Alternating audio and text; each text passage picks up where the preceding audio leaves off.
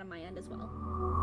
I was just giving a little introduction to everyone. Oh, delightful. Now that that's out of the way on that end, I can get it going on my end. Good evening, everybody.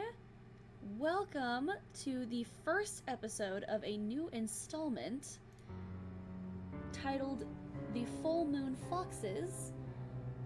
It is a exclusively horror podcast with myself and my lovely fellow fox friend, Midkitz. Hello, I'm gonna have to make sure that I put your YouTube link in there as well. As a disclaimer before I begin, all music for this particular podcast is done by Miyuji, also on YouTube and Bandcamp and various other music sites. He's also on Spotify as well. His music is free to use as long as credit is given, and you will see the credit given in the bottom right corner of my screen. Also, I would like to point out on my end, and I'm also assuming as he's in, the art here was made by the lovely Creepy Kitty Arts. Creepy Kitty did a fantastic job, and she did it on such short notice, which is always, always appreciated. She absolutely excelled. Okay, just making sure that I get everything going here. There you are. And we're going to put that in there.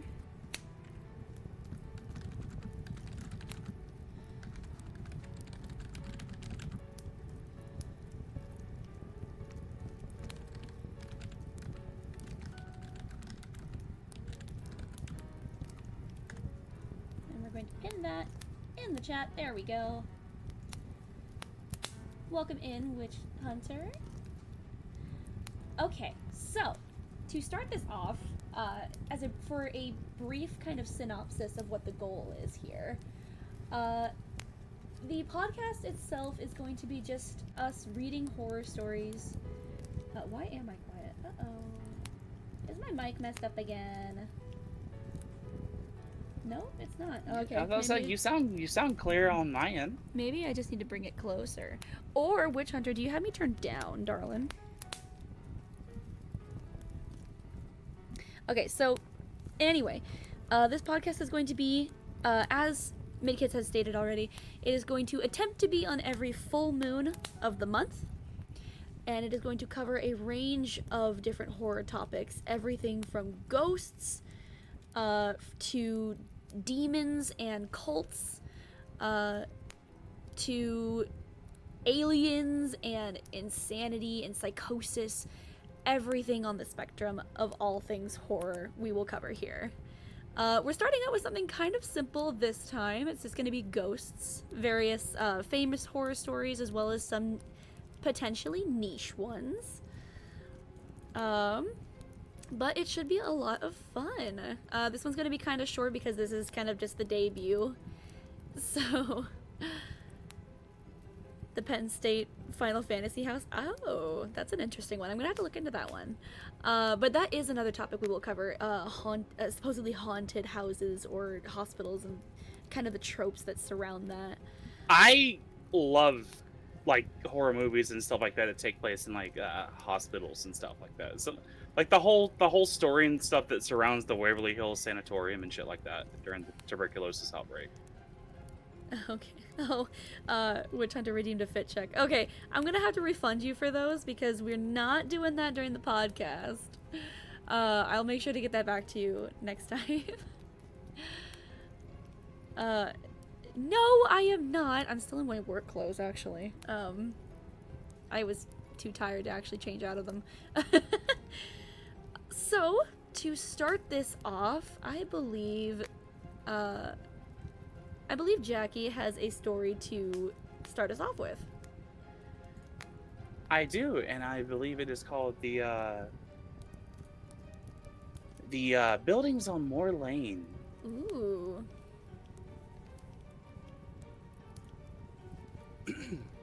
Sorry, I almost died. Like, my voice did not want to work for like 5 seconds. Take your time, love. But did you? Yeah, it worked. Oh my god. I had it. I had a terrifying experience while exploring an old warehouse and industrial buildings on Moorlane and Victoria Street in Preston. The buildings are surrounded by four roads: Victoria Street, Sizer Street, Ashmore Street, and the main road, Moore Lane. The abandoned site consists of, I don't know why that was so hard to say. The abandoned site consists of three buildings with a courtyard in between them. These are now being used as a drug den on and off.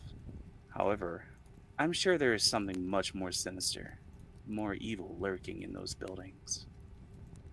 I visited them a year ago out of interest for urban exploration for a few days. The first terrifying experience I had took place in the middle of a two-story building with broken windows.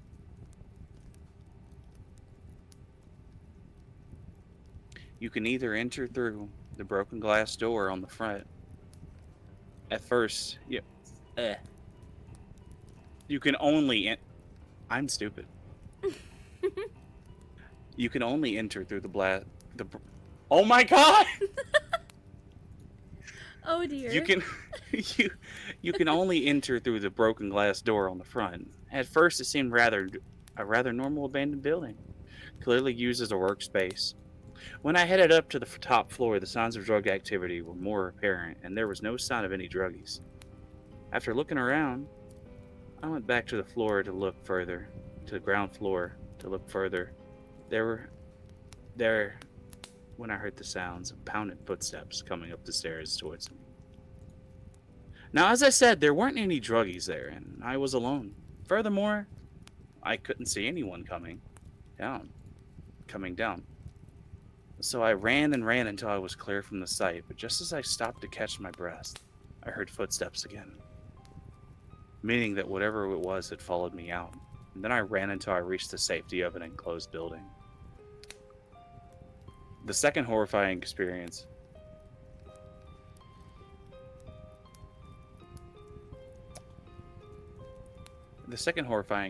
happened several weeks later when I found that these criminals had opened an entrance to the third building, which was a large 3-story Victorian building once used as a biscuit factory. Yeah, this is the UK. Ah. It had also been used as brickworks in the last decade. A site to help Chinese students apply for UK universities, and the roof rooms were used as a dance studio. So it was a fascinating building, and a great shame that it was being used as a drug den. I made a few explorations out of place, though I did not take any pictures. Of the place, though I did not take any pictures, which is bad practice if I was trying to be a good urban explorer.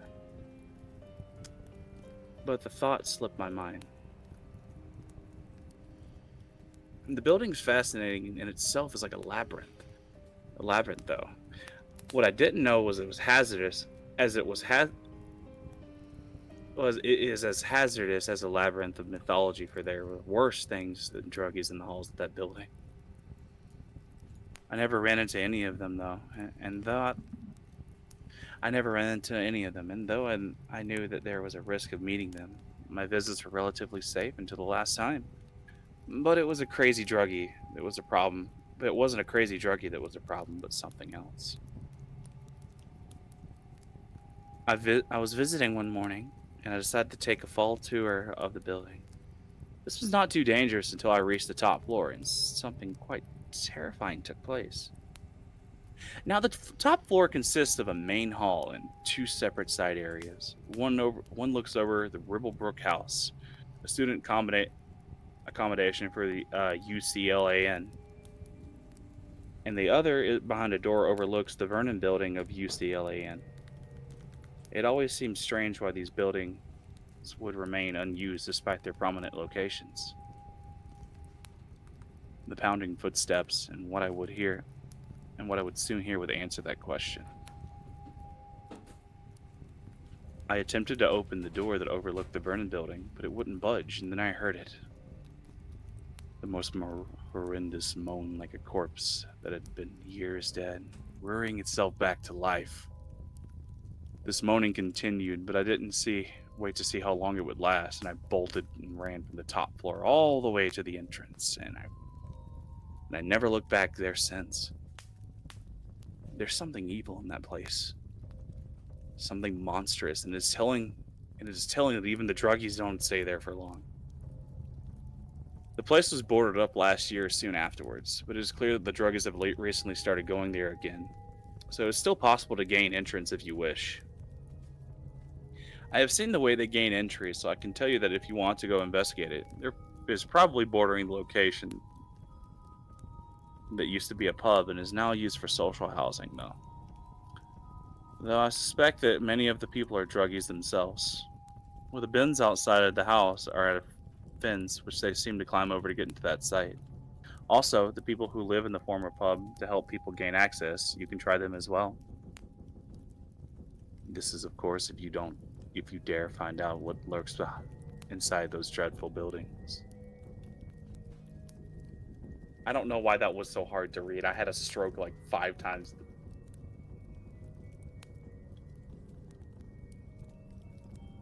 You still made it, though. The whole thing about the horrendous... Those words alone gave me chills. The most really horrendous good moan, one. like a corpse that had been years dead, rearing itself back to life. Because you can imagine that sound. Yes, That's especially horrifying. especially when somebody has like very vivid imagination, like us.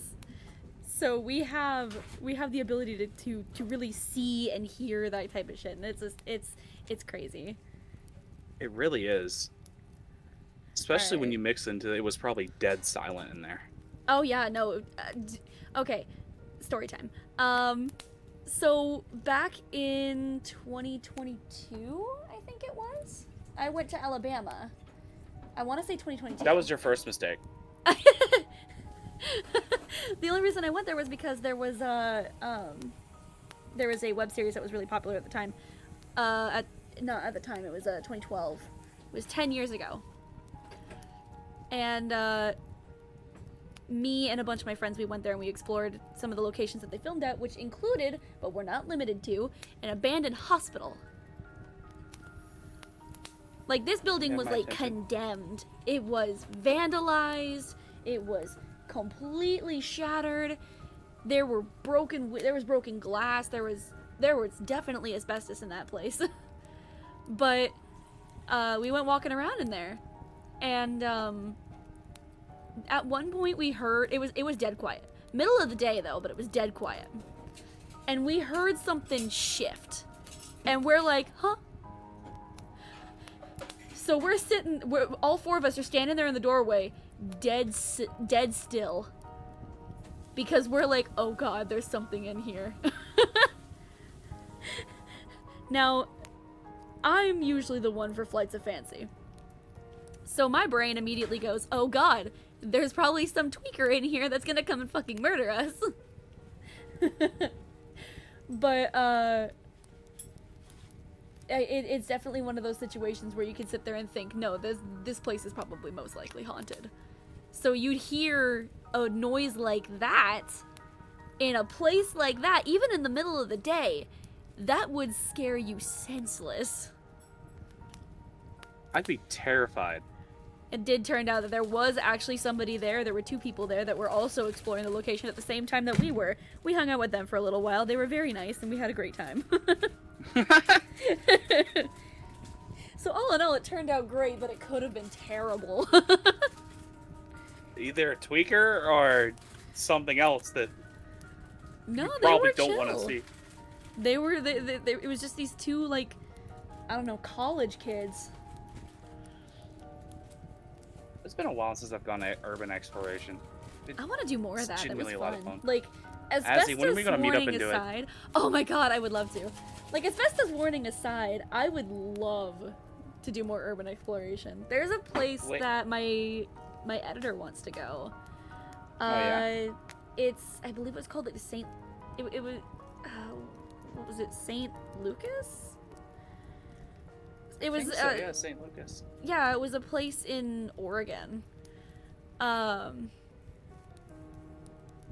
But it does do self-guided tours, and it does give you kind of like some rudimentary like ghost hunting equipment, but he is an avid ghost hunter. He likes going to places that are potentially haunted, and he knows that I'm a big horror fan, so we tried to set it up at one point, but then my workplace was like, damn, no, sorry, we're not giving you the time off for that. And we're like, fuck.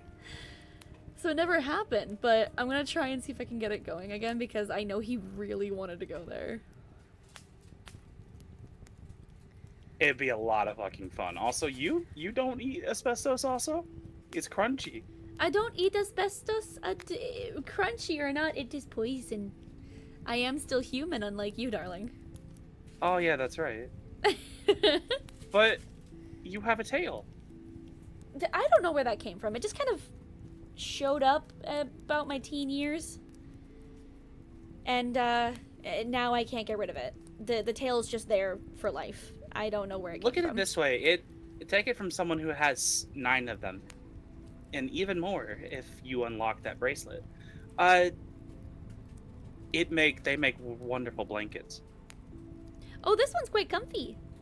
I've come to find out. Kind of sucks that it's so small though. It's just a one tail where you've got like really big ones. Like I'm looking at you now, like woo, big fluff.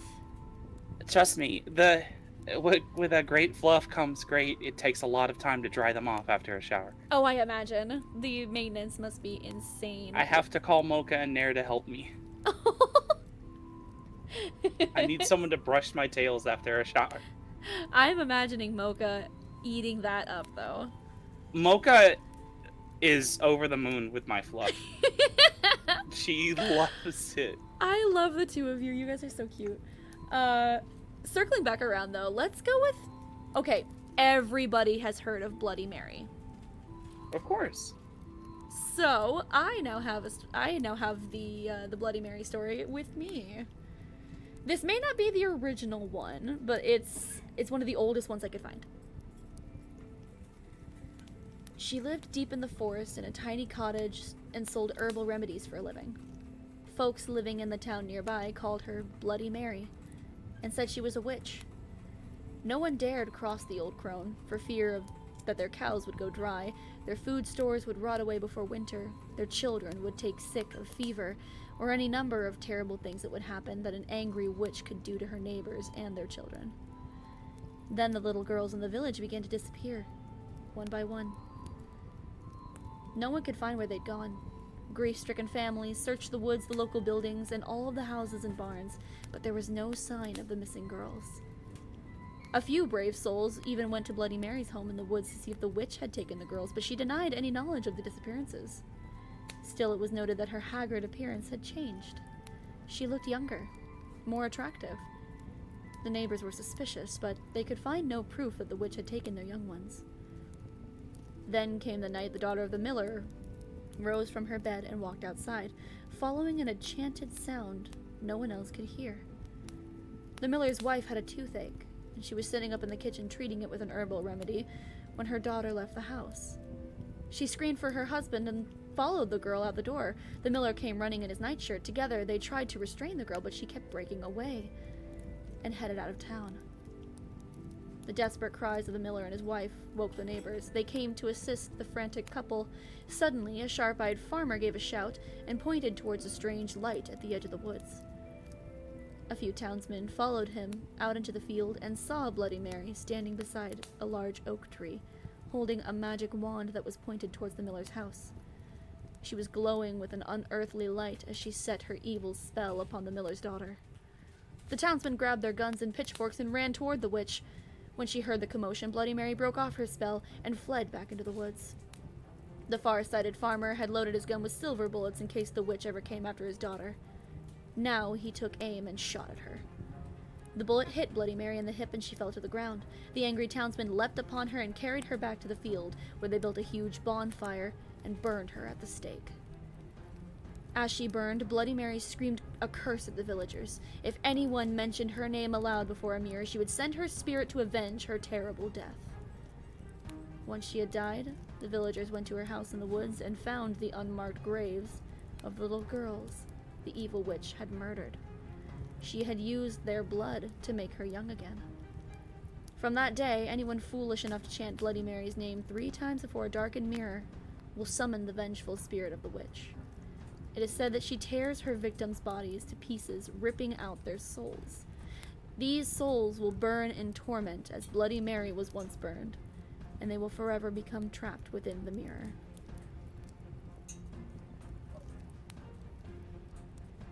That was actually probably the best retelling of Bloody Mary that I've ever heard. It's kind of...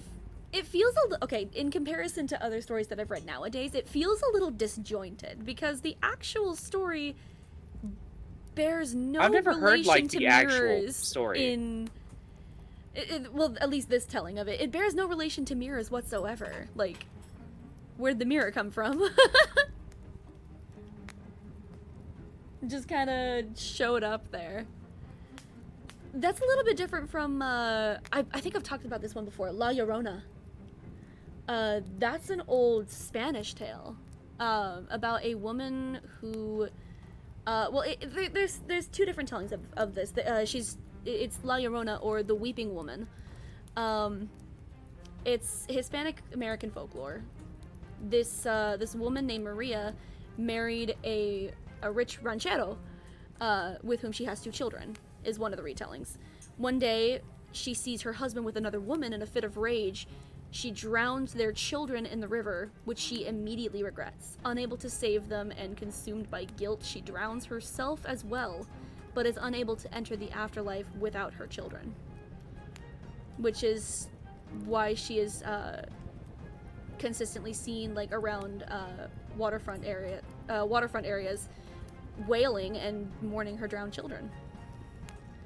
That one makes more sense, because, like... That works a lot better. Yeah. The Bloody Mary one kind of feels like...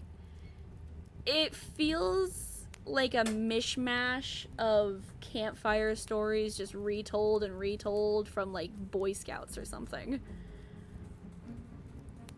And then it just got kind of lumped together into this weird witch tale that somehow involves a mirror. Like, obviously, me and you, Azzy, we believe in the paranormal. Of course, absolutely. Right? Have you ever known, like, why, outside of the paranormal, why, we see Bloody Mary in the mirror? No. Because I know this original story is you're supposed to use, like, a low light or, like, a candle light when you say it, right? Mm-hmm. What is happening, believe it or not, is... I know that sound like I'm actually, but... No, go for it. What it's happening is it's your brain trying to piece together a face in low light. Oh. It sees you in the mirror, and your brain's like, what the fuck is this? And it's trying to, like, put together, so it comes out as some horrific, garbled mess that looks probably close to what you'd see in the quintessential ghost. That makes a lot more sense, and that's another thing that's kind of easily explained away. It's why, like, when you look at your face in candlelight or something in, like, a mirror or something, and it looks distorted and kind of... Or, like, when you horror. get your face, like, super close up to a mirror and it looks all... And, like, your vision's, like, just starting to blur. You swear you can see something. Yeah. That's always fun. It is.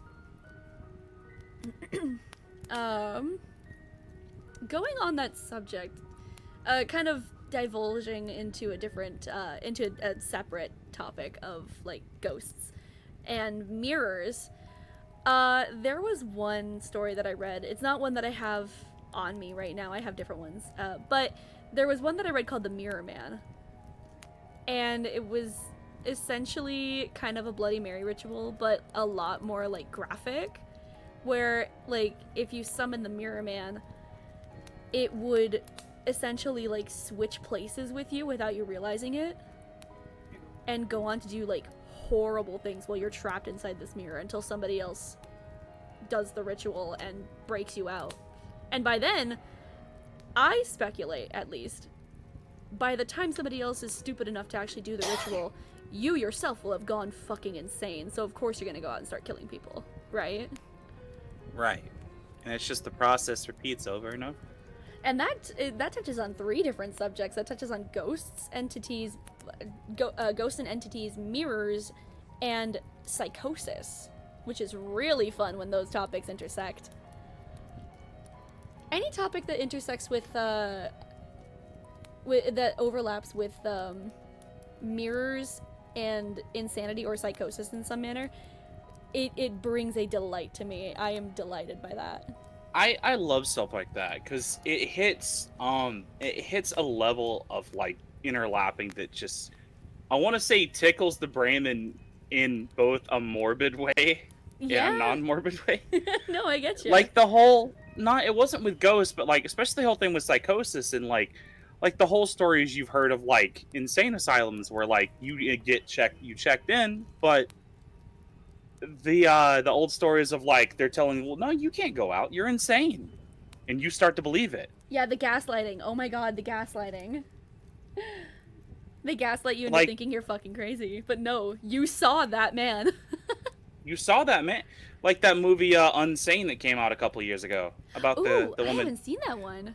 It is good. To give like a quick rundown without spoiling anything, basically, this lady was stalked by this guy who did some not too family-friendly things to her, obviously, and she was still stalked by him, even though with a restraining order, and the guy went to jail and stuff, but he was out of prison now. Oh my god. And, you know, that stuff doesn't go away in your mind at all. Oh no, not at all. Thought she started to see him, so what she did, she ends up checking herself into like a mental, like a psych ward for a bit, you know, to help her mind work on things. And it turns out that the guy somehow broke in and is dressed up as one of the doctors. One of the main doctors. No. But he's gaslighting her and the others, convincing the others that, no, this woman's just insane. She thinks she sees her stalker, but she's insane. Oh my god. And she starts to realize it is him.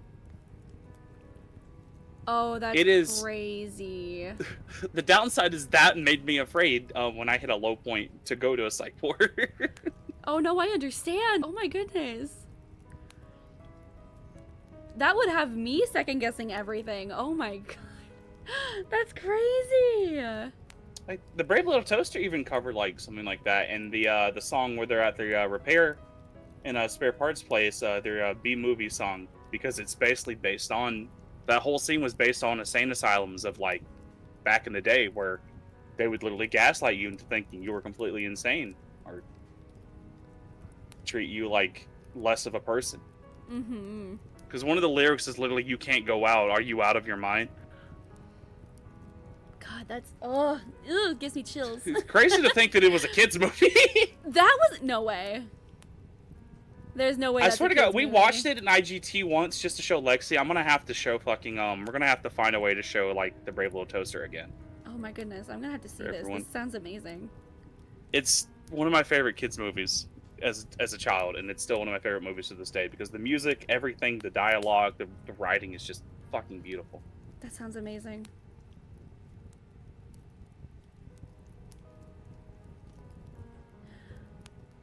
Well, I believe we've got something pretty good next. Ooh, let me hear it. This story is called FB Chat. I'm assuming it's Facebook chat. I'm going to assume so, yes. I met James Vickers when we were both about 12. We were next door neighbors, and I had been out in my backyard playing soccer by myself, kicking the ball against the fence. It was at this point I met James. It took me a little while to notice his spectacled face peering down at me from his bedroom window. When I spotted him, I waved. He waved back and opened his window to talk to me. We spoke a lot of things. Interests, favorite foods, favorite video games, all sorts. I asked James if he would like to come to my house and play soccer with me. He politely declined and told me that he suffered terribly with asthma, among other illnesses. His parents absolutely refused to let him out of the house, nor let anyone in. He instead asked me if I had a Facebook account and he would add me on that. I checked my Facebook later that night and accepted James' friend request, and we got to chatting, and from that day, it's pretty much how our friendship went. I would head off to school in the morning, finish up, come home, and get straight on Facebook to speak with James. And that's the way it was for about 5 years. Unfortunately, though, James's illness got the better of him one day and grew very sick. The inevitable happened, though. I hadn't spoken to James on Facebook for a few days, and I'd spent some time in my back garden, too, waiting for him to open the window and let me know he was fine. He never did. Instead, his father came to my house one evening and presented me with a small invite to a funeral. He told you how much. He told us about how much you two both had in common. His father told me. You were his only friend as far as we knew. His funeral was very touching, and I did my best to hold back tears. But I completely lost it when Fields of Gold by Sting was playing as they took James's casket away. Excuse me. After the funeral, in his honor, I still dressed in my suit. I had a bit of a kick around with the same soccer ball I had when he first met James. I had a beer in the back garden. It felt weird knowing that the room he used to speak to me from was now empty and unoccupied. As sad as it felt, I knew he was in a better place. A place where his afflictions would no longer bother him. His death had come so sudden, though. The funeral just hadn't done it for me. Perhaps I needed some kind of closure just to let me know that James was truly gone and wasn't coming back. So that night, I logged onto Facebook once more and opened up the chat box to James's account and typed, "Hello, James." At this point, I realized how silly I was being and promptly deleted the message before settling down in bed. I left the computer on just in case my friends sent me messages.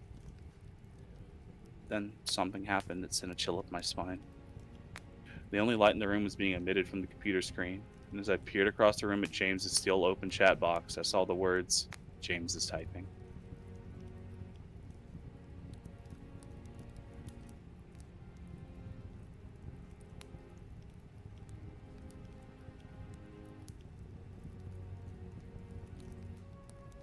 I will say it felt a bit cliche, but I don't care. I was kind of sad, but sweet. Yeah. Those ones. Stories like that can get. Ghost stories can range from anywhere between sad and spooky. I remember there was one. There was a Goosebumps book that I had read. Does anybody remember that book about the ghost boy that lived on, or that boy that lived on the other side of the street that turned out to be a ghost? Yeah. I loved that book. That one was one of my favorite R.L. Steins. R.L. Stein is still, to this day, one of my favorite authors. R.L. Stein is just amazing. I read some of his, like, teenage Goosebumps. I don't remember what it was called. It was like, I want to say it was Fright Night or something. I think I messed that one up. I think that's someone else, though. But that's, oh my gosh, it's kind of a sad story because, like, what was it? The girl's house caught fire or something, and the boy ended up saving her. And it was, I think I remember that one, yeah. Really sad. Because, like, she finds out he's a ghost, and she's all upset about it. And I'm like, oh, man, why am I crying? I know, right? There's, like, a lot of them that just, they hit you. Yeah, they do. And authors really know how to punch you in the gut with some things like that. Because then you're sitting there like, nope, I don't like that. I'm sorry to interrupt you, Azu. I have to send this to you in DMs. I just see this in the corner of top pages of the week for this story, and you have to see this. Uh-huh. This is the first thing I fucking saw. Oh, have you never heard of normal porn for normal people? No! I've seen some weird shit.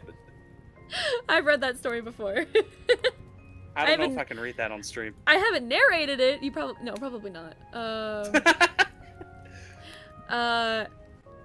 But I do. I have heard that story before. It's definitely weird.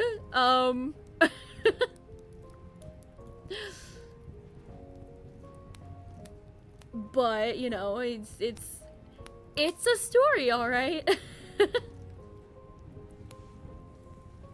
Certainly sounds like a story with that fucking name and that fucking preview. Yeah. And I saw that and I just like everything stopped. Just you sat there like, huh? Huh? Oh.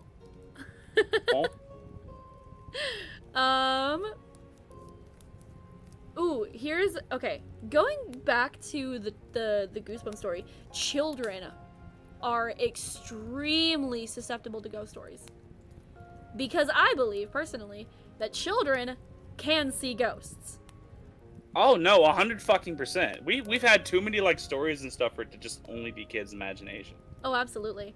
On that note, I have a story of my own. This one's called Keep It a Secret, okay? 3 days ago, I killed my mother. I regret it now, but she drove me to do it. She was suffering from psychosis under the delusion every day that I was constantly lying to her and plotting something horrible. She would scream at me, smash cups and plates. It sometimes got so bad she would attack me. I was planning to save up enough money to move out and get her some professional help, but I just couldn't take the stress. I threw her down the stairs one night when she attacked me, which resulted in her neck breaking. Her mental health record was enough for investigators to accept that it was an accident. Today was her funeral day, and my family members offered their condolences before and after the service. I felt awful knowing that if they knew the truth, their words may have been filled with hatred and resentment instead of sympathy. We then headed to my Aunt Victoria's place for the repast. I'd come out into the back garden in an attempt to escape the suffocating attention I was receiving from my family. It was then that I saw my 8-year-old cousin, Rebecca, sitting alone on the bench, whispering softly as if she was talking to someone. I approached her out of curiosity and hoped that her adorable, naive charm would cheer me up. "Hey, Rebecca. What are you doing out by yourself?" I asked her in a soft tone one would usually take when talking to a child. As I sat down on the bench, she didn't answer for about 5 seconds. Instead, she just stared at me with a look of pity and concern in her eyes, then took a quick, small breath and opened her mouth to speak. "Alex, why did you hurt Auntie Jane?" My heart sunk at those words she had uttered so innocently to me. I froze up and felt my body begin to sweat profoundly as the rate of my heartbeat steadily climbed. I swallowed hard and took a deep breath before attempting to respond to her. What makes you think that, Rebecca?" I asked her as my shaking voice broke the silence. "Auntie Jane told me so." My jaw dropped. "She's sitting right there," she announced somberly as she pointed to the seat opposite of her. I made her promise me that she wouldn't tell a soul about the truth of my mother's death. That little girl could ruin my entire life with just one sentence. Alex killed Auntie Jane. And that, more than anything, terrifies me to the very core of my existence. One day, I may just have to kill her too. Holy shit. He. That one's good. It is! And, okay, I used to convince myself that, actually, you know what? I'm still convinced, actually. Imaginary friends are ghosts. Oh, they probably are. Every child has or had an imaginary friend, and if you didn't, I don't know, maybe you just had no imagination as a kid? I don't know. I had 2. And I'm going to put myself on blast here. That one, the second one, lasted until I was 14. I had an imaginary friend at 14 years old. I was weird.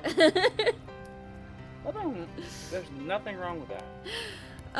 But then again, I was kind of in a spot where I was one of the weird kids that really didn't talk to too many people in high school. Not for lack of trying, but I just didn't really fit in anywhere. I couldn't really decide where I wanted to go. There was only like a few people I really fitted in with, and my ex kind of exiled me from like some friend groups I thought I was a part of. Oh my god, what? How dare? That's like totally messed up. But like a lot of it is like I totally understand, and that's why things like Second Life and a lot of people that I've known ever since high school became like my closest friends. And Imaginary friend. There's nothing wrong with having an imaginary friend. Absolutely It's someone not. that you can confide your secrets into, and it's someone you can talk to. Now, the And problem is when that imaginary friend starts completely talking back and it's completely audible. Yeah. That's where it gets a little not good. Me too, honey, me too. Yeah. But the first one that I had, her name was Naomi. And she was this, oh god, I can still remember what she, like, quote unquote looked like to me. She was black and she had braids. And she always wore this how do I describe this? It was like a pink, like, off-shoulder sweater. It was like one of the one sleeve off the shoulder. And I want one of those in real life. I love shirts and like bell-bottom jeans. She wore bell-bottom jeans with these white sneakers. Fucking based. And they were kind of like these beat-up old sneakers too. They were like but I remember she was black and she had braids. She had these really pretty beads in these braids. And that was my imaginary friend when I was like a little kid. Whimsy, you're thinking of apple bottom jeans, honey. Hello, Whimsy. Hello, Sugar Lamb. Also, hi, Bub, in my chat. Hello. Welcome in. But after her, it was Travis. Travis was the one that stuck out the longest. Travis showed up after Naomi disappeared. They never interacted. I'm talking to them like they're actual people. But Travis was this... In a way, yeah, they are. Yeah. Travis was this tall blonde kid. Kind of like a gangly dude. Looked not, like, malnourished, but, like... You know how some kids with, like, high metabolisms, they look super skinny and they look like they're underfed, but they're not? Those kids can, like, put down an entire turkey in, like, 2 hours. Oh, yeah, 100%. He looked like that. And he was a skater. The only reason I say that, yeah, it was... the only reason I say that was because he always wore fingerless gloves, had a... he had like knee pads and elbow pads on, which is where I got skater from, and it was a band t-shirt. For the life of me, I can't remember what band, but it was a band t-shirt because it had like the really loud font. You know what I'm talking about? Oh yeah. Oh, 100%. You're just describing how I fucking dressed in high school. What the fuck? Look, I am recovering. I am a recovering emo girl, emo scene skater girl, whatever. He wasn't emo. He was like this. His face looked like super nerdy. He looked like a blonde nerd. Like he had like kind of longish, like shaggy hair, and this dorky little like crooked smile. I remember this very. Actually. Why do I remember this vividly? Because it's something that's like important to you. It is ingrained into me. But he had like the baggy jeans with like holes in the knees where the knee pads were, and the only reason I could tell that the jeans were ripped because he wore them over the knee pads, which I thought was really weird. And Vans. It was this pair of like black and white checker pattern, like checkered flag pattern Vans. And this kid was like 13, I want to say. He looked around 13.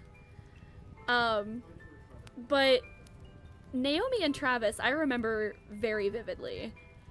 Naomi was super energetic, and she was always kind of like we were always acting like we shared secrets. Like, there was nothing secretive going on, but I digress. It's about as secret as a 6, 7, 8-year-old can get. But Travis was just kind of there. I kind of got the feeling like he didn't really serve any purpose other than, like, companionship. And he came around when I was 10. Because we were, like, already... my family was, already neck deep in a divorce. My mother's second divorce. And I'm the only child that isn't born to my stepdad. Out of 4 of us. I don't know where my actual dad is. But, there was a lot of time that I spent kind of by myself. Because they would, my siblings would be over at, my stepdad's for visitation. And I would have, like, 3-4 days out of the week where I was alone after school because my mother was working 2 jobs at the time. For all of her faults, she really did try to keep everything afloat. She worked her ass off a lot. But in all that time spent alone, Travis just kind of showed up. Naomi had been gone for like a year. But Travis is just kind of there. And then I finally forced myself to stop interacting with him at like 15, and he left. I never saw him again. Because at that point I was a teenager and was like, you know, interacting with imaginary friends is dumb. That's the thing I hate is, like, a lot of us are, like, stigmatized into, like, oh, by a certain age, you're not supposed to do this or post that. Right. I heard someone say, like, the other day, it's like, you're 30-something, you're not supposed to say you're eepy. And it's like, fuck you, I'll say I'm fucking eepy. I'm 29. I don't give a shit. I'm a fucking adult. I'll do what I want. I mean, I still collect stuffies, and I'm 24. I collect fucking plushies. They're everywhere. You should see Nair's art room. All over my apartment. Nair has probably 60. Oh my lord. Okay, I don't know if I have 60, but I do have a lot. He has at least like 30 Squishmallows. I know that much of this. Oh. Nair really likes Squishmallows. Anybody who tells He's got like those hammocks you hang up in like the corner of the room to put like plushies in. He's got those. Okay, I'm scared of putting one of those in my apartment because I know if I try to take it down, it's gonna be a horde of spiders. I'll have to ask Nair to like send a picture so I can send to you because like That'd they're be awesome. like all over his art room upstairs. Oh god. Moral of the story is, I don't care how old you are. If you still have that thing that you did as a child that you recently got back into, go off. Fucking go off, king. King, queen, or royal adjacent.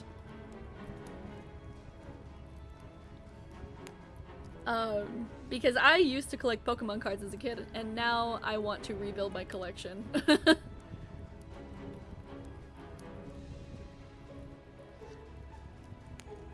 But I find it so odd that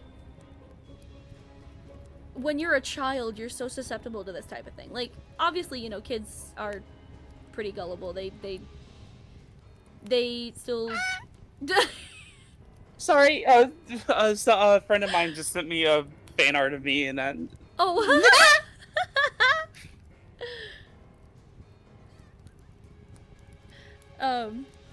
What was I talking about? I totally got sidetracked by that.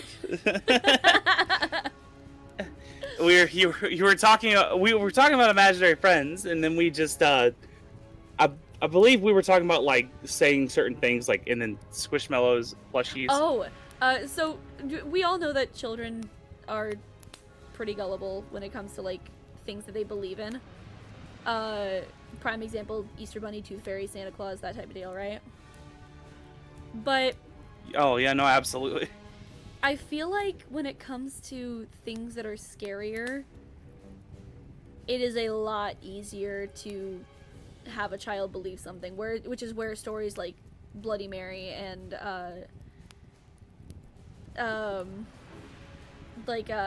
haunted tales such as that come into play.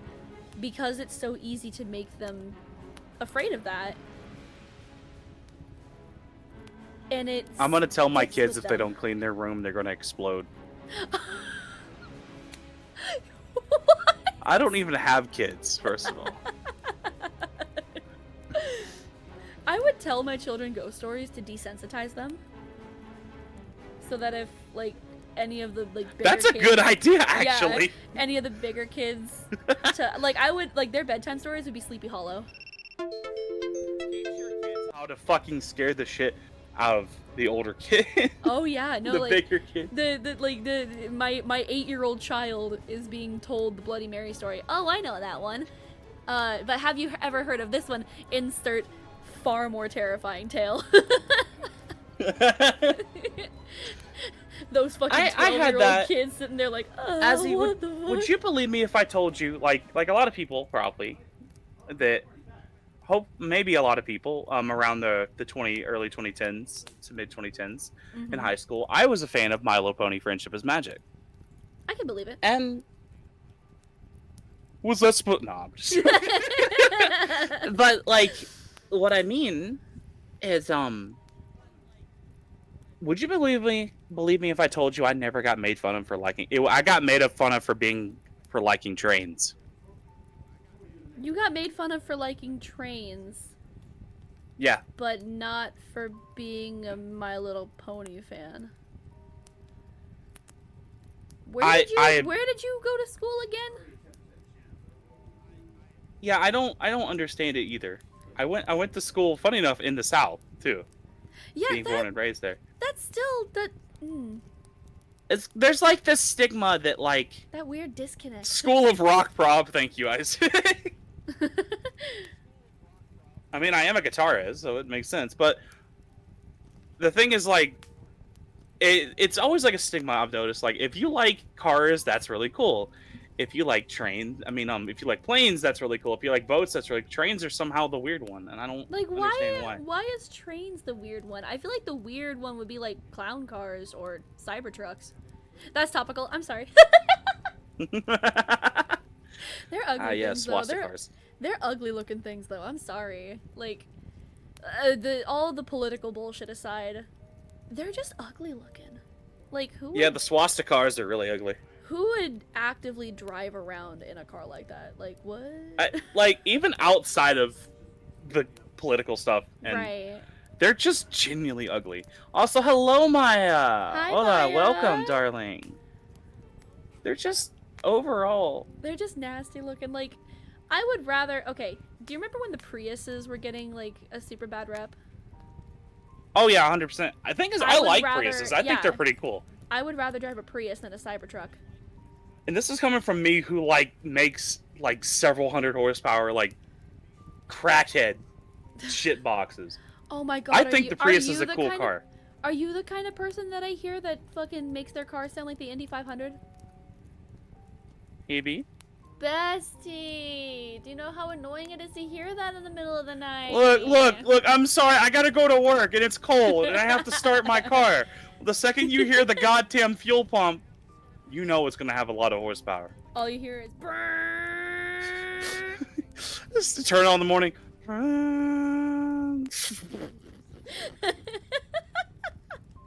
I had to actively turn my mic down so I wouldn't peek. Oh no, but oh god, we got horribly sidetracked. How do I segue this back? Oh, have you ever heard of Kuchisake Onna? No, I can't say I ever have. Ooh, this one's a Japanese tale. Kuchisake Onna is the legend of a Japanese woman who was mutilated by her jealous samurai husband. The man murdered her for her infidelity, scarring her horribly. Supposedly, her jealous ghost still haunts places in Japan, usually on foggy nights. She wears a surgical mask and will approach people and act shyly. Do you think I'm beautiful? The person will usually respond with, "Oh "Hi." yes, I've heard of this story before." Yes. Yeah. She'll then pull down her mask to reveal an ear-to-ear grin cut by her jealous husband to mark her for eternity. How about now? She'll persist. If you answer no, she will reveal a pair of scissors and kill you. If you answer yes, she will cut the same smile into your face. There are several ways to prevent this. One is to confuse Kuchisake Onna by saying, "You're average." First of all, ouch. Damn, okay. Another is to present her with hard amber candy, which she'll take much delight in and let you go. The third is to say pomade 6 times, causing her to flee. The fourth is to ask her if you are beautiful. This will hopefully confuse her long enough to escape. Be wary though, she is said to be incredibly fast and will be unlikely to stop her pursuit. She's been seen since the 1970s, often lurking near children whose innocent answer of yes when asked if she is ugly often leads to their deaths. Out of the mouths of babes. For better or for worse. I've seen pictures and I've seen the artist rendition. I think she looks really fucking cool, not gonna lie. She does. As a character design, Kuchisake Onna is definitely one of the greats. And she's actually a staple.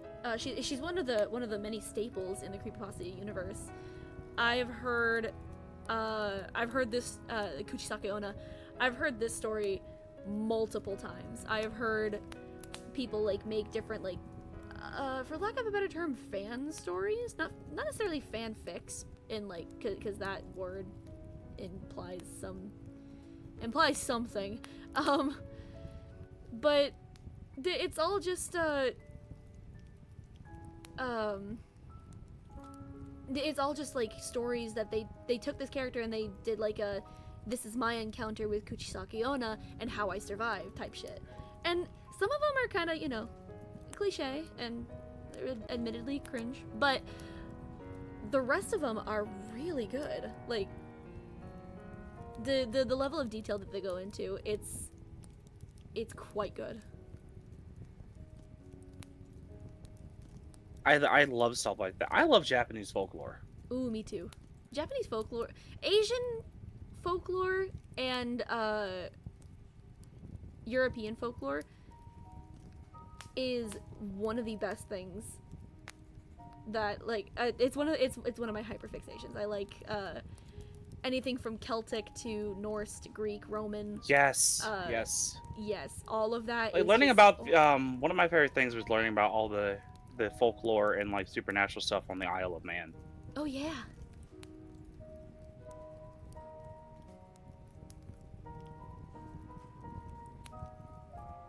I believe you have a couple of others for me. What you got?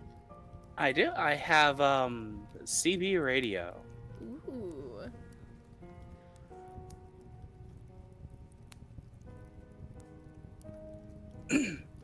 I was quite young back then when I was fooling around with my dad's old CB radio system.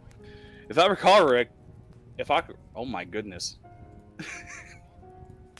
If I recall correctly, I was 16 when I pulled it down from the attic in the house and found myself asking about it at the dinner table last night.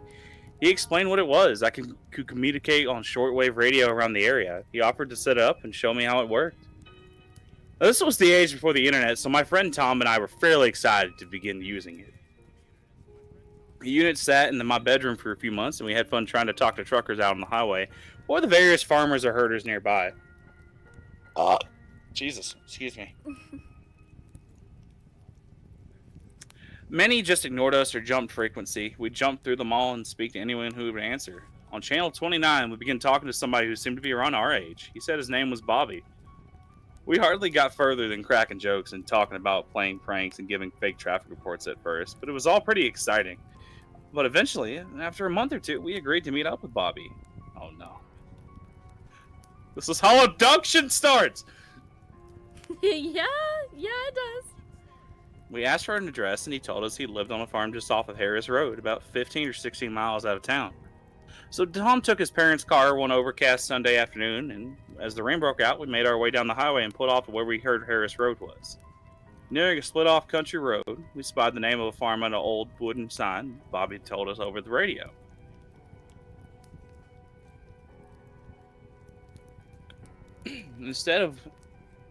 We pulled up through the drive and took the car right to the farmhouse, expecting to see him waiting for us. Instead, we are faced with a rundown, dilapidated farmhouse, towered over by what appeared to be a barn falling over its struts. Common sense should have told us to leave, but despite initial confusion, we were convinced that Bobby merely hung out there, and that he had found an old radio system in the barn where he usually told us is when we talked to us. We got out of the car and crunched across the old stone pathway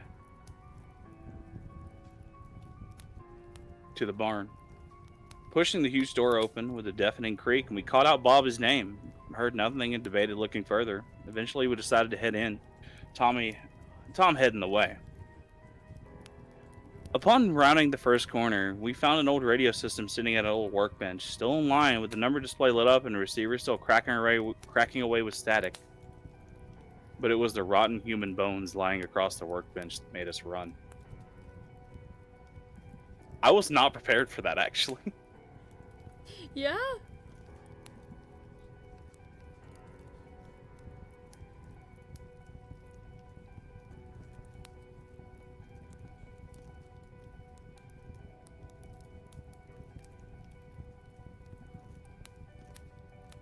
I don't know. I was expecting it to be like Like,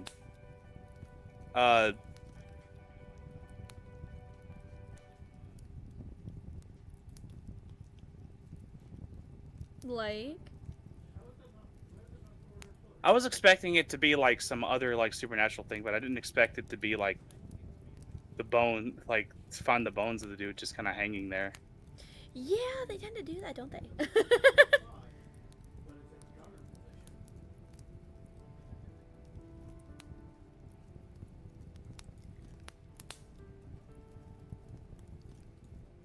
Okay, we're gonna kind of go off of the Facebook chat story that you did.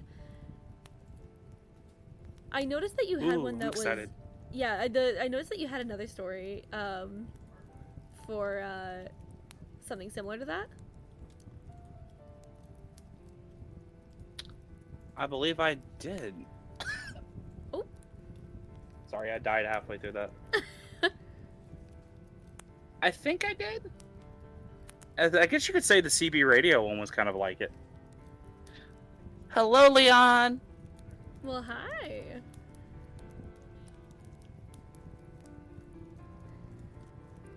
Stories of loss like that, I feel like that kind of ties into another form of like psychosis, where it's like you swear you see the ghost of your dead loved one roaming around somewhere. But more than that, okay, I don't know if you've ever seen this movie. I Know What You Did Last Summer. Yes. Perfect example. But instead of it being like a law story, it's like this shit come back to haunt you type shit.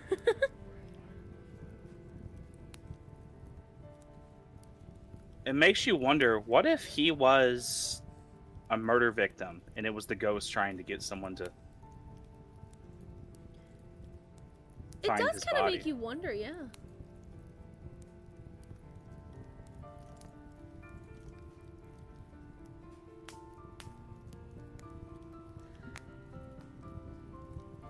Oh my gosh, I just remembered another movie that was similar to that. Oh man, what was it? Oh,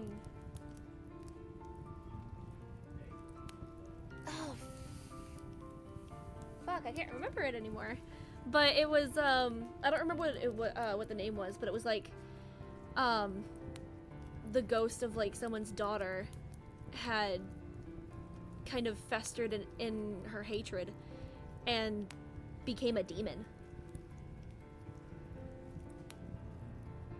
Mind you, demons are a topic for another podcast, but it's still interesting how ghosts kind of act like a stepping stone.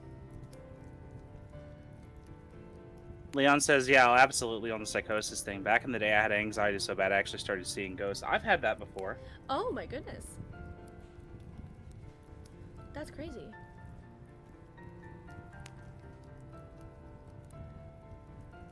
I never said I could.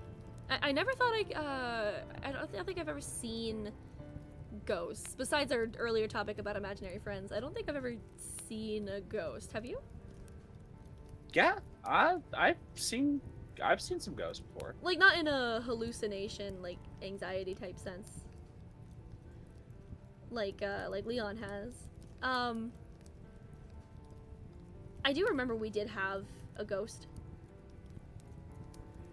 Living in my house when I was a kid. This ghost had to be around the age that I was at the time. I was still a little kid, because according to my mother, this ghost would play with our toys while we were sleeping. And my mother would swear that it was us, and she would go to our room and she would look in. We would be dead asleep, but she swears she still heard, like, the footsteps. So I don't know if there's any truth to it, but It might be. could be. I've had the most experience really is Leon says I would share that story, but I'm pretty sure I've told it to. I don't think you've ever told me, Leon.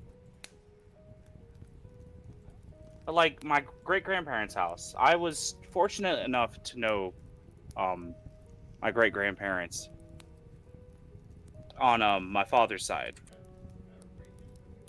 And they were what you'd expect out of Southern folk. They lived off the land. They usually grew everything they had. They had chickens and a big plot of land.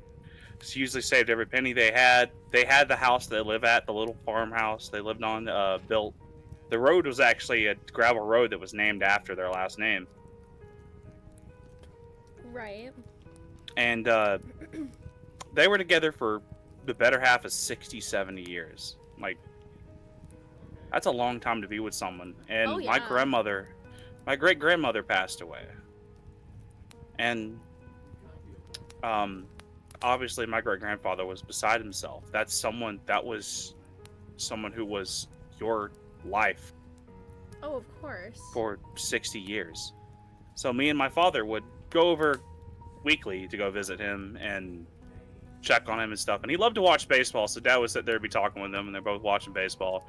And I'd sit there talk back and forth, but mainly, you know, kind of feeling awkward, so I'd be on my phone. And I'd look Right. down their hallway, and I'd look at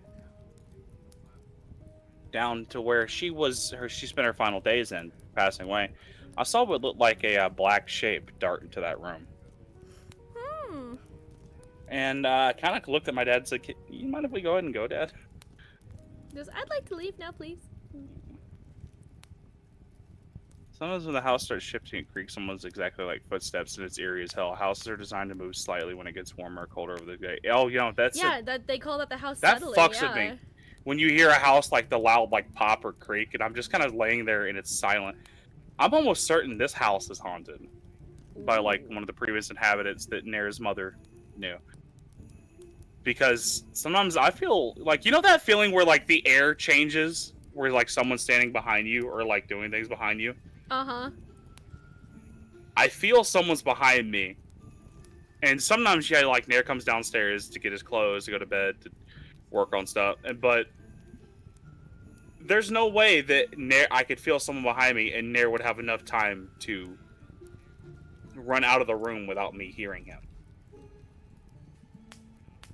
No, yeah, I would, the way I would run out of there so fast.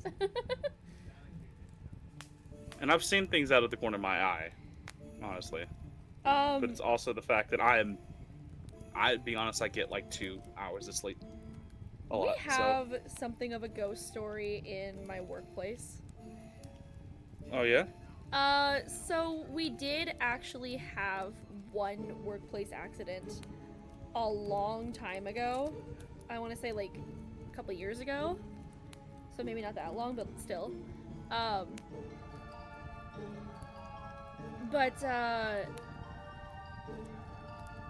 What happened was one of the palletizers that we had, one of the it crushed him. and he ended up dying. Again, I have no idea. I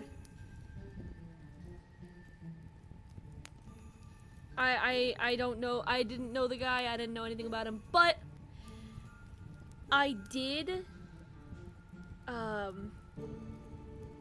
I swear, there's a sink in the break room that will turn on by itself,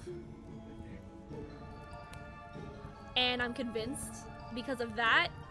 And there was a couple of other instances that somebody had mentioned, like especially sanitation during the nighttime, on days where it's quiet, or maintenance, sanitation or maintenance. I've heard a couple of them mention like things like falling off tables and stuff. Yeah. So I think I've seen you mention that a couple of times in IGT. Yeah, no, we're convinced that this place is, we're convinced that he's harmless, but like still it's just kind of funny to know that my workplace has a ghost.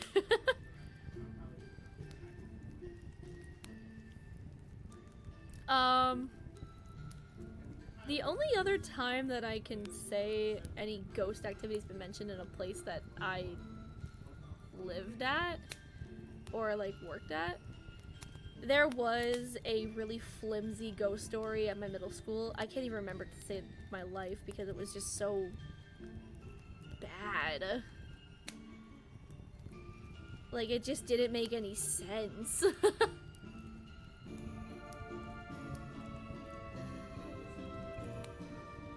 There's gotta be like something else. Like realizing or like, and you're trying to like find like a logical explanation to it, but you just keep seeing it happening and you're like, oh fuck. Oh man,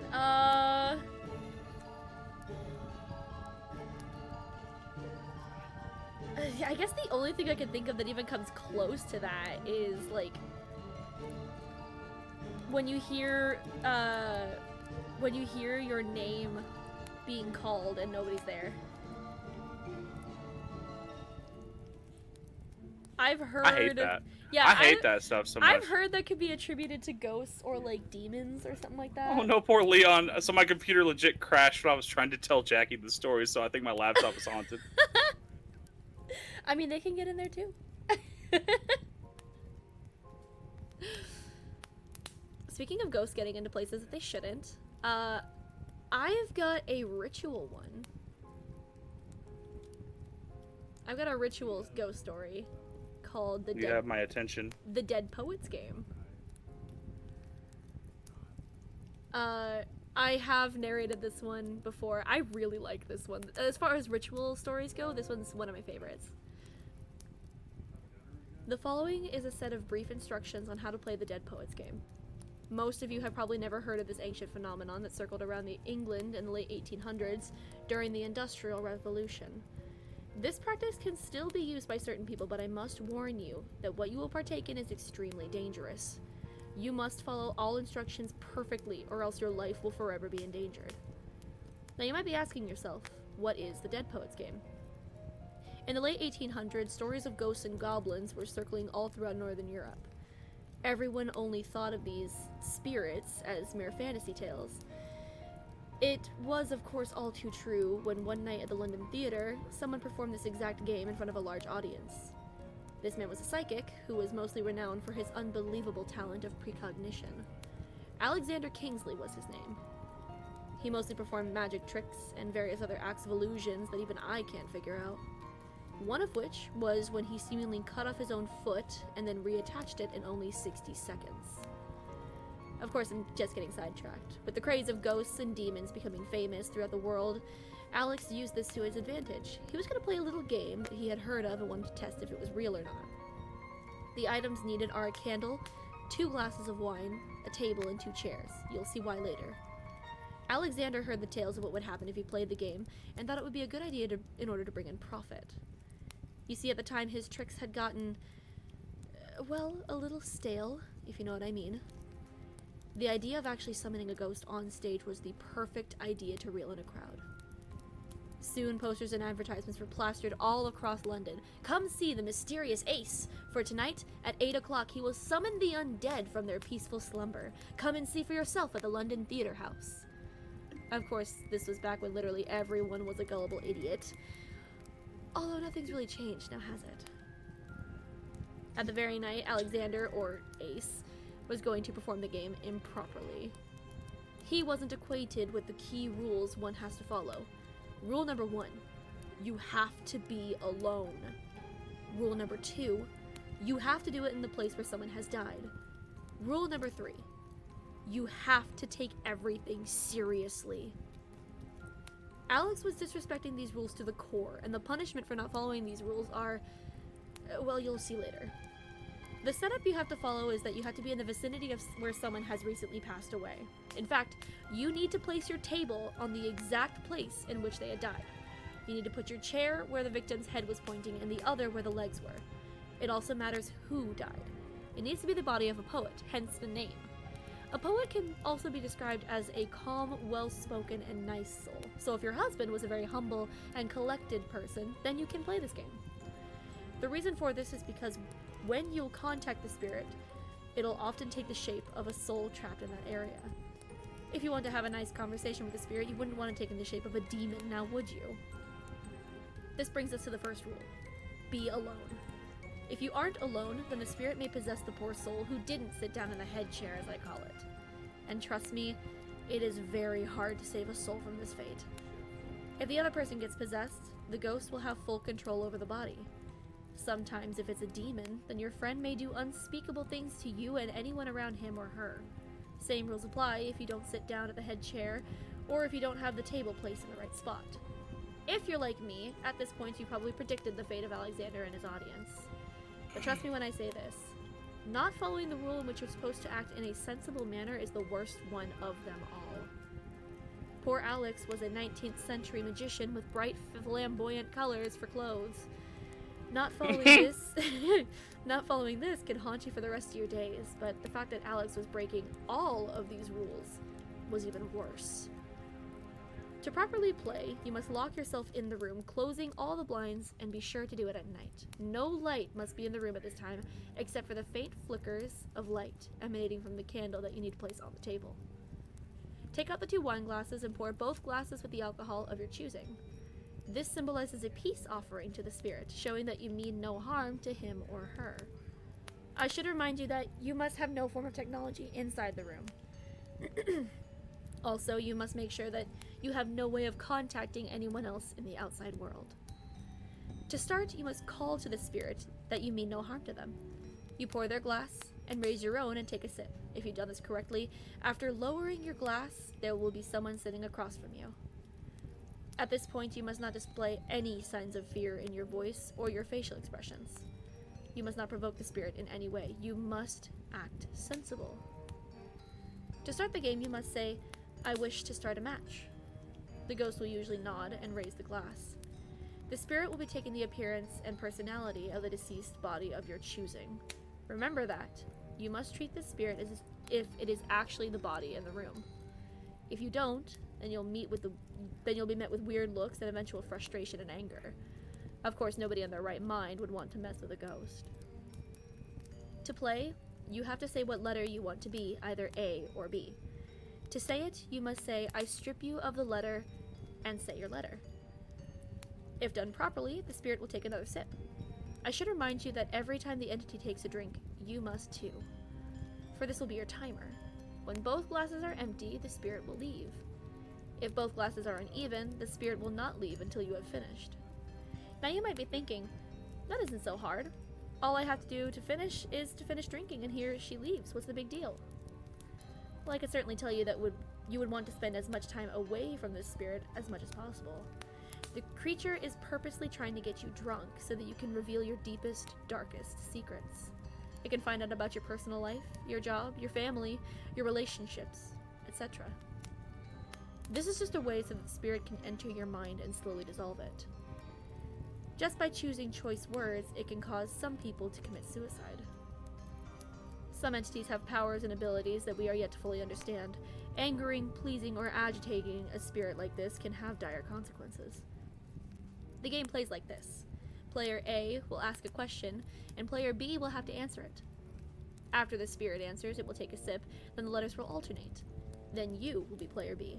The spirit will ask a question, and then take a sip. You can ask any question you want, and so can he or she. You keep alternating until you both run out of wine. When this happens, whoever is player A when the wine runs out automatically wins the game. If you win, the spirit will raise his or her glass and walk into the shadows.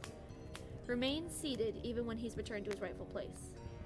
Blow out the candle, turn on the lights, and exit the room. Sounds relatively easy, doesn't it? Of course, what happens when you lose is a whole other story. If you lose, then the spirit will blow out the candle. Turning on the light is probably the best defense mechanism against the spirit. Ghosts aren't drawn to light and often avoid it. Still, that doesn't mean you're safe. This spirit may start following you through your life. Every time you go into a dark room, you'll see it just out of the corner of your eye. Whenever you look into a mirror, you'll see it standing right behind you. It'll stalk you and hunt you until you finally muster up the courage to say these words: "This soul is yours. It is yours to do business with." If you say this successfully, then you black out. You'll wake up in a room similar to your own, except darker and stranger. There's no doors or windows, just a bed. This spirit now has your soul, and it can choose to do whatever it wants with your body. Think of this strange realm as a sort of waiting room. As soon as someone else wants to play, you'll be summoned and forced to play. If you lose, then you'll be forced back into that room, and you'll have to wait again. Sounds pretty fucking easy, doesn't it? Usually you're the only person in this dimension, and until you are summoned, nobody else can enter. A year before the phenomenon had spread to England and made popularized by Alex, a violent prisoner named Perret had played the game.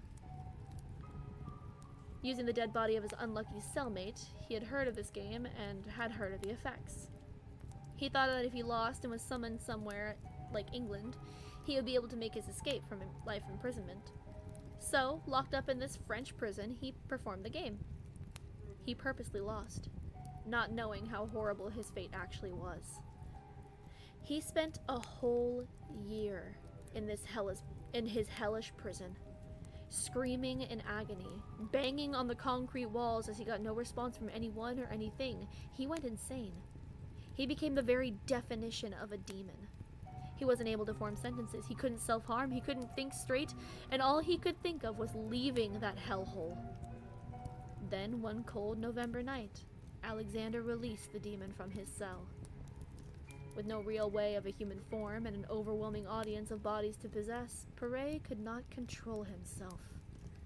He was transformed into his natural body, except he had aged exponentially. He stank of feces and urine, his clothes were tattered and worn out, and he was screaming like a rabid dog. He was foaming from the mouth. He attacked Alex and took his body. Perret had become Alex. He ran out of the theater, crowds were running after him, some calling him a genius, others calling him a monster. Alexander automatically lost the game. He didn't follow the rules, and thus his fate had befallen him. So if you learned anything from this, do not take the risk by playing this game. It will ruin you. It will destroy you. It will dismantle the very fabric of your world.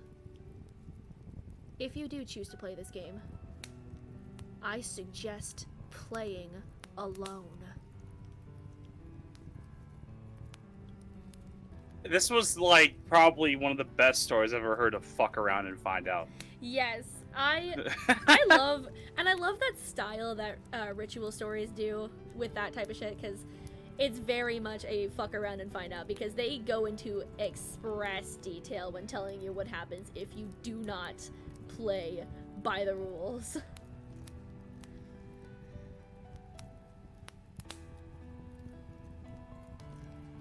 I love reading ritual stories like that. It's great. Don't play this game. Tells you exactly how to play this game. I like reading ritual stories because I like to find out, like, I like to read them and I kind of, like, in my head I go, okay, can I do this without, like, life-changing consequences? No? Okay. Because I'm weird like that, and I think that I could, I feel like there is a ritual out there that I could potentially do. There are genuinely some times where I've admittedly wanted to try like a Ouija board. but I've learned the rules of those Mm-hmm. because Nair is Wiccan Oh, and yeah, has you dealt don't with a fuck lot around of with that. supernatural. I've learned like really, really like not to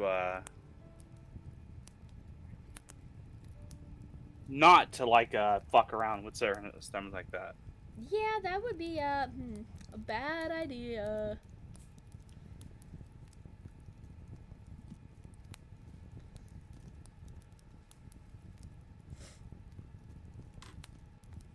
But I've got one story that when I looked at it when I was looking over them, this one really came to my mind. Just give me a quick second. No problem.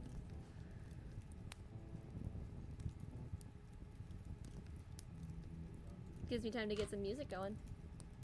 The good music for you.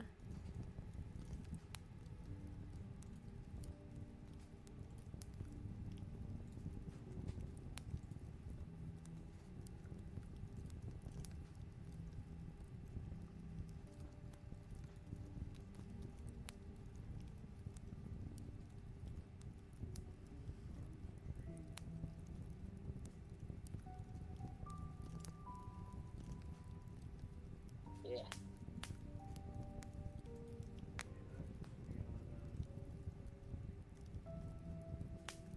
I have a short story to tell, but it's pretty spooky. What is it? Good question. What is it? Let's see. Where the fuck? I'm gonna run to the bathroom before I tell the story because this is a good one. Okay. Because I have to go. I've been holding it for like the past 30 minutes. Oh, Bessie, go. Oh my gosh. I'll go next. Pacific, you mentioned having a story to tell. Please enlighten me. That story kind of amuses me for one specific reason, and what reason is that? I'm going to assume that you're Leon.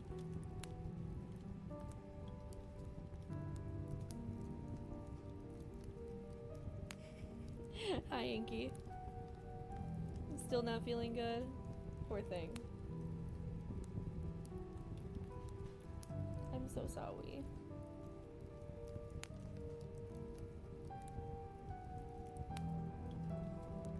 I bring contagion. Oh no. Pestilence.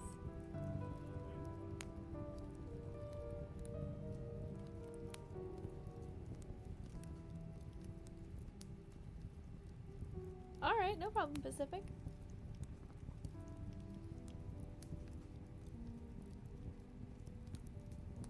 What about anybody else in the chat? Have any of you guys had any encounters with, a ghost or anything that could potentially be construed as ghost-like activity? I would love to hear your feedback.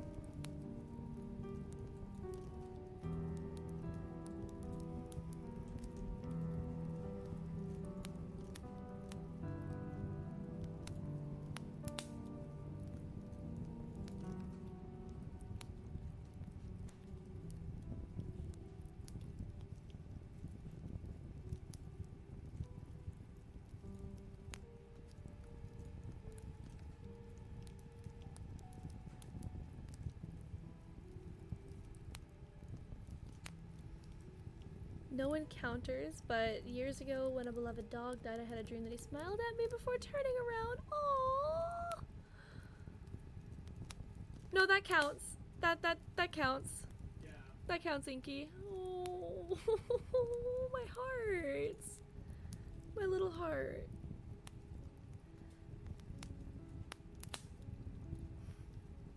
Rest in peace, Ozzy.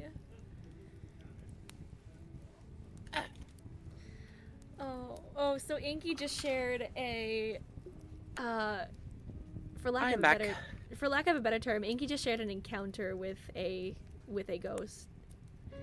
Ooh. Years ago, when a beloved dog died, I had a dream that he smiled at me before turning around and walking away into the misty beyond.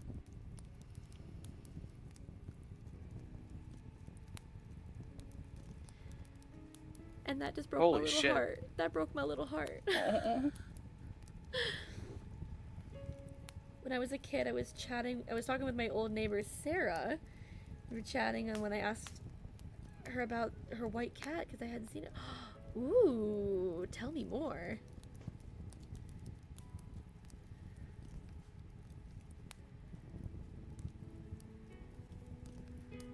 Alright, yeah, Leon said, Leon, do you mind if I read this on stream, or would you like me to keep this private? When I was a kid, I was talking to my neighbor, we were chatting on her. Oh, absolutely, go ahead. Ooh, I want to So hear Leon this. says, okay, so when I was a little kid, I went to my aunt's regularly, and she had a cat I adored called Zoe. She sadly passed away one day, and I missed her a lot. And one day I was walking down the hall, and I saw a ghostly-shaped cat figure dash around the corner past my legs and out of sight. I was certain it was her, and when I asked my aunt, she said she'd seen it too. And ever since then, I had occasionally seen the ghosts around the place. I thought nothing of it, until the day I was quickly moved out of my old roommate's home. As you're aware, he was a very abusive person, and that's a whole nother story. Oh, rude. From then, the hauntings started to get a lot more aggressive.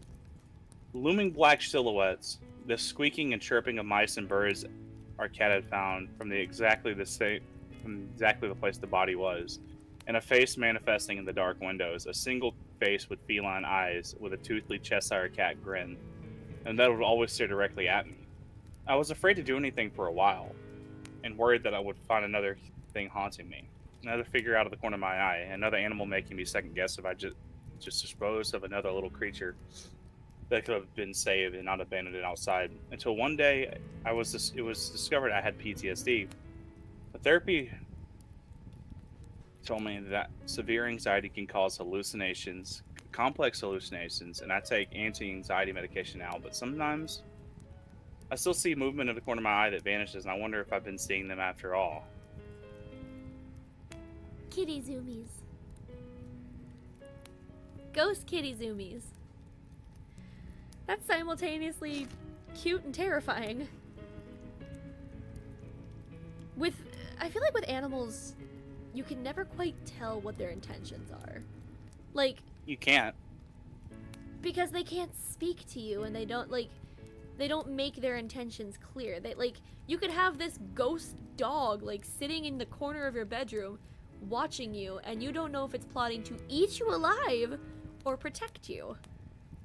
All you know is it's scary.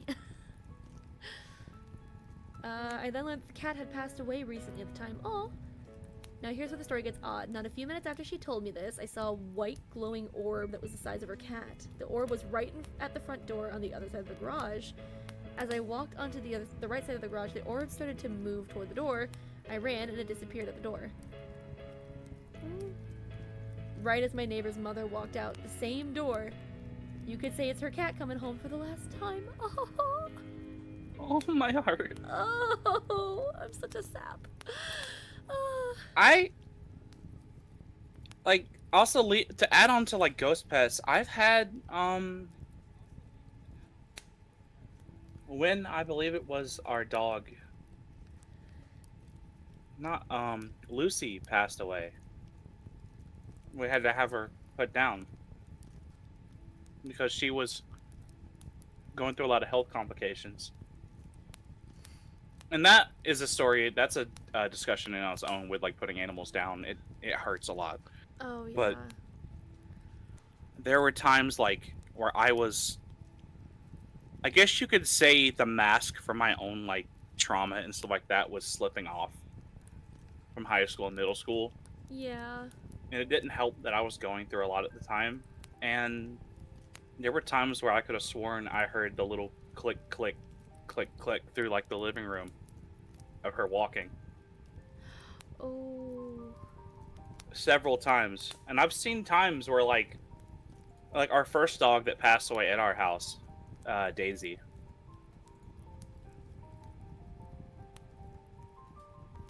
So I could have sworn I've seen like the rear end of a golden retriever like walk into my bedroom, and I'd run in there and turn on the lights. There's nothing there. Like it looks like a dog is like entering my bedroom or something like that. That's crazy. Also, Inky Pacific, says- that was a Blue Spark story that they just told. Inky says, "Trim your ghost cat's nails." Jeez.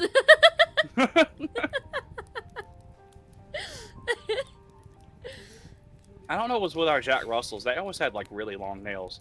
No matter how many times we trimmed them, and we trimmed them almost weekly. Spectral clippers, indeed. Spectral clippers. Also, hi Jot, welcome in. Oh, you still had a story to tell. It's your turn, my darling. The story is going to be... Oh, let me start chewing on this chip. Yes, let me start eating as I'm telling this story. Ah, yes. I dropped my phone ages ago, I'm just now picking it up. Lol. Keeping with the theme, if you lost a loved one.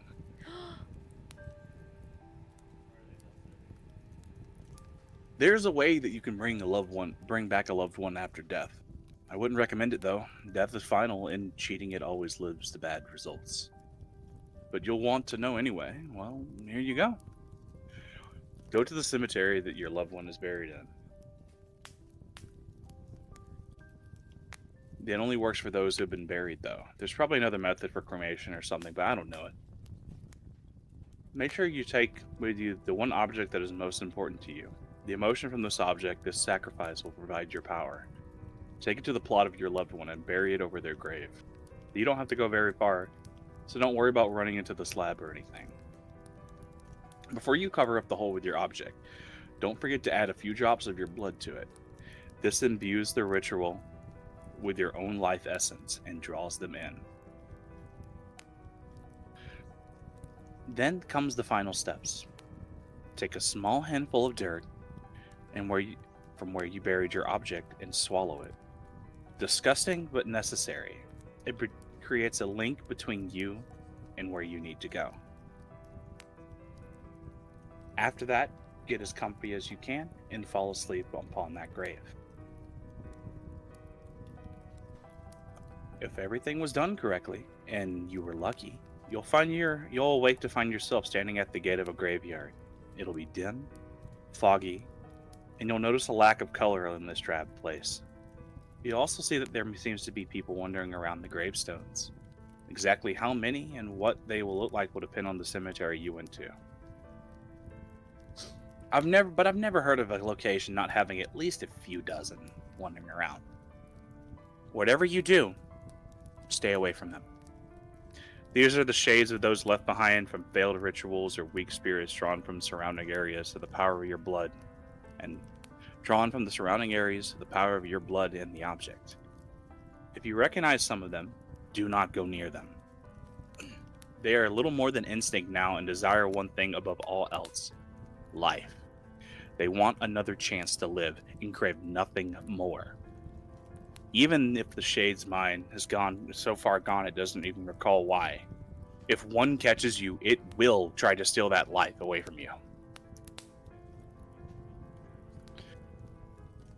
They may notice you, they may not. If they do, evade them. It shouldn't be too hard, as their reflexes and control are not nearly as sharp as they used to be. Avoid them and look for your loved one. The person may be at their grave or wandering the walkway. You may even find them hiding, terrified of the scene before them. When you finally see your loved one, stop. don't go near them yet. Call out the person's name and wait. If the response seems genuine, everything is going as planned. If the response is delayed, quiet, distant, or not even present, then hold on. Ask from a distance, and what was the one thing the person hated in life? As these shades progress and their minds dwindle to nothing, one of the first things to go are the memories of the things that they hated in life. Any bad memory that makes life seem terrible would slip away to be replaced by that deep desire to return to the living. If your loved one's answer seemed legitimate, take their hand and pray you aren't wrong. If you are, you may find yourself as a replacement shade wandering this foggy graveyard. Beware that their hand will be cold, freezing, like grasping solid ice, but never let go. Even if your hand starts going numb and your fingers turn black, do not let go. After feeling that rush of life, touching their hand and immediately losing it moments later, your loved one may not be able to resist the urge to take it all from you. Take your loved one back to the gate, avoiding the other shades if you can. More of them may notice you now, as your living body is connected to the realm via your lost loved one. Be quick, be decisive, and do not let go of your loved one's hand. Should you make it and step through the gate of the cemetery, you'll find yourself back in the living world. However, this time your loved one will have rejoined you at your side, still clutching your hand. To the rest of the world, this will just seem like your loved one went on a long trip somewhere and recently came back. Nobody will be able to recall where it was they went or what they did there, except you and your loved one, but they will be happy to see the person's return. After this, I suggest that you stay in one place too long. You never stay in one place too long. Keep moving, keep roaming. The more random, the better. The moment you start see the sickly pale look come over across your loved one's face, or the bit of the decay that might start forming in your skin, move. Death hates to be cheated. And if he catches up with you and your loved one, he'll make sure that you both feel every bit of rotting sickness that will build up in your bodies until your loved one once again falls to the grasp of death and returns to the cemetery. This time, however, they won't be alone. You'll be joining. Maybe you'll get lucky, though. Maybe someone might make this journey for you, and they'll take your hand and drag you back to the world of the living, only for it to start once again.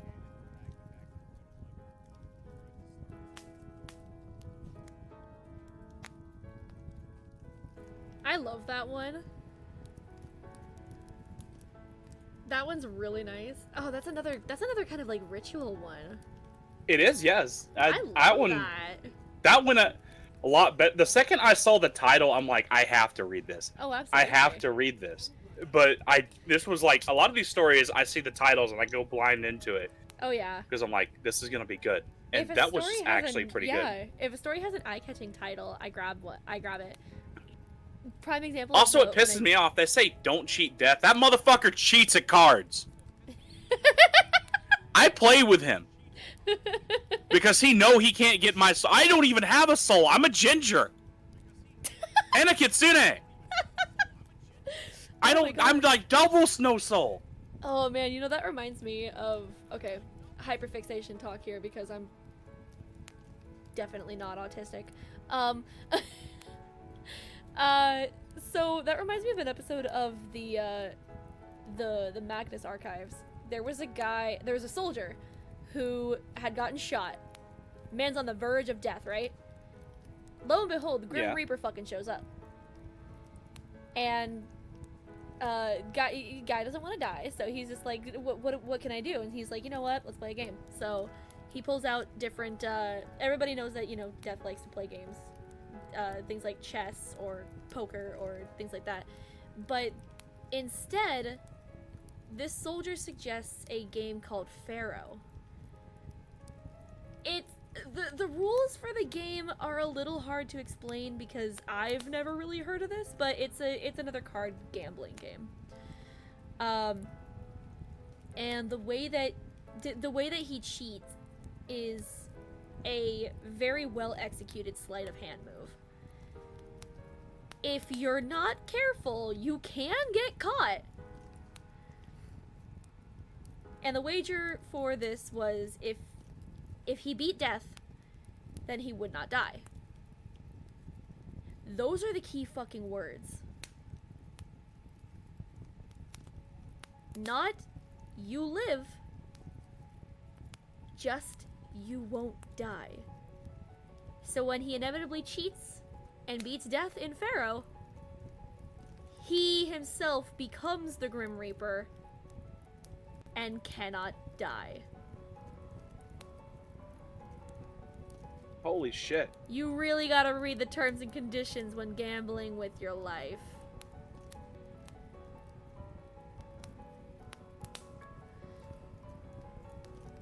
Inky sent me. Oh my god, no, I remember the day of all the blood. That is a troll pasta. That's not a ghost story. We're not talking about ghost story. We're not talking about troll pastas here. We're talking about ghost stories here. Well, Ashley, why do you think I constantly tell Mocha she signed the contract? Oh damn. The only thing is, me and Mocha have an agreement. I'll assist her with whatever she wants in her precious little bunny life. But what she asked for was eternal companionship. I mean, because who doesn't want that? What mortal doesn't want companionship? Like, come on. Oh wait, no, she's not even mortal. Oh no. She's got a I've weird dwindled amount down of that life lives. counter. She's I've just dwindled got down that life counter. She's got a crazy amount of lives. What was it, 200 now? Oh no, yeah, she's at 200, but she keeps getting them back when she goes home for a bit. She keeps getting them back? She keeps like hitting like the item box to get. Oh, she's More life. cheating. So I just keep dwindling them down. Just like you, Brat. But most mortals aren't so lucky when they sign the contract, because I get their soul in the end. I mean, I wasn't exactly lucky when I made my contract. To be fair, it was totally my fault. I really should not have read that spell out loud. Seepa tried Remember to warn the saying, me about Azzy, reading when you gamble souls, the house always wins. Seepa tried to warn me about reading from that tome, but I didn't listen, like a dummy. Don't worry, he still bonks me on the head with that little staff of his every chance he gets for it. To be fair, I totally deserved it. But now I've got a soul-binding contract that's with me until the day that I die. She's now hitting the wall. Yeah. Sounds about right. Ooh, actually, you know what? We've made good time. That's gonna wrap us up for the day. That's actually perfect. Not bad for our very first podcast. I really can't wait to the next one. Like, doing these on a full moon is actually perfect, too. Because I already have a new moon thing that I do. I play a horror game on new moons. So full moon just made sense. You got a game on a new moon, you got a podcast on a full moon. So you know what? I'm going to send us over to Sparkstar, and we're going to round out this episode of Full Moon Foxes with Azarine Fox Club and Midkitz. Until the next full moon, sweetlings.